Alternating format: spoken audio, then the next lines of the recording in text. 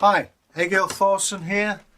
As you know, I'm a warrior, roadcaster, general businessman. Today we're going to talk about Viking longhouses. Yeah, now I have here a model. This is Brage's model. At the moment it's a work in progress. This is quite an affluent house. I'll show you close up here. That's the entrance, and going clockwise, no, actually going anti-clockwise.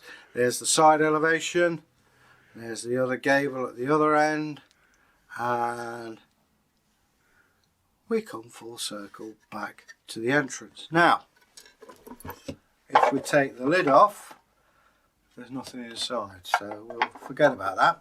Okay, that is just one method of construction. Houses were built with the materials that you had about. So yes, there's plenty of wood in that, so obviously there must be forests nearby. If you go to, say, the Orkneys or out further north of the Arctic Circle, you get turf walls and it looks as though it's bowing out. The insides are pretty much the same. You go through the door, which is obviously the best way of getting into any house. You go through the door, and inside you have a long trench called the fire pit. Self-explanatory, yeah? Either side you have benches.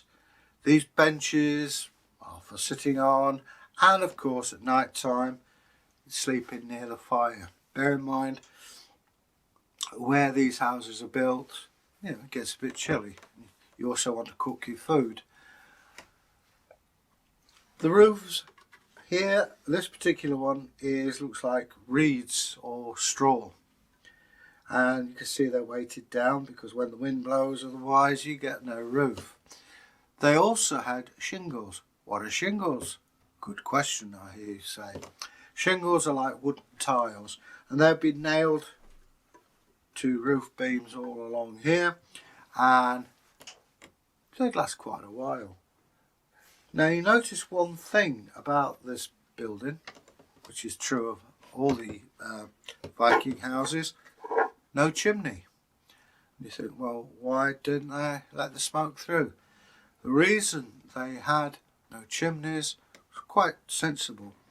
The smoke would permeate through the thatch, and the smoke would kill off any parasites or bugs that lived in it. And if you didn't do that, it would probably last about 10-20 years. If you let the smoke filter through it, you're talking about upwards of 60 years or more.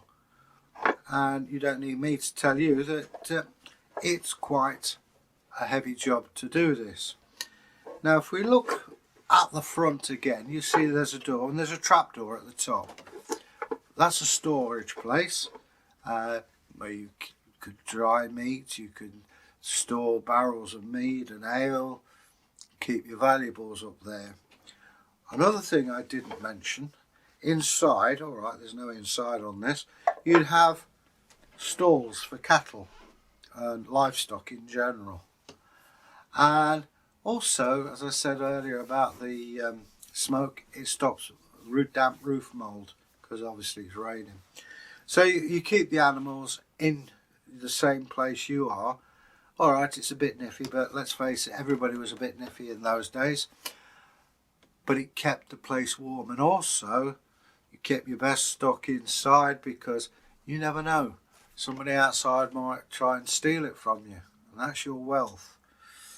And you also can look after them better. And I don't know about you, but going out in the middle of the night feeding the cow is better if it's in your house. At least it's warm. So, also we see here at the side we've got a pile of kindling of wood. That's to keep the fire pit going, self-explanatory. I know what you're asking. Where did they go to the lavatory? Well, that's a separate structure which would be outside.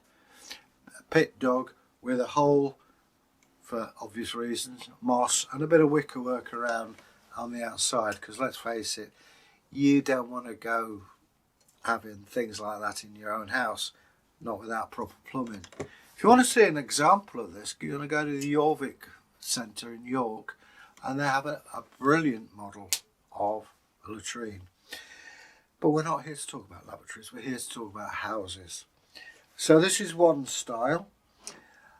The other style of building that the Norse people had, in archaeological terms, is called an SFB, a sunken featured building. And that is a pit that's dug, then planked over, and a house on top, forming a sort of a cellar. Very useful thing. And it means you don't have to use as much wood in its construction. Hang on, what have we got now? And we notice archaeologically that where the rain comes peltering off the roof, it forms a trench, and that's usually a good indicator as to there being some form of structure there. It's not just to Viking houses, we find it in round houses as well, but these trenches can sometimes be 1.5, even 2 feet deep, depending on how long the building's there. It was traditional when you went into the hall to leave weapons at the door, and you had a doorkeeper, although knives you needed to eat with.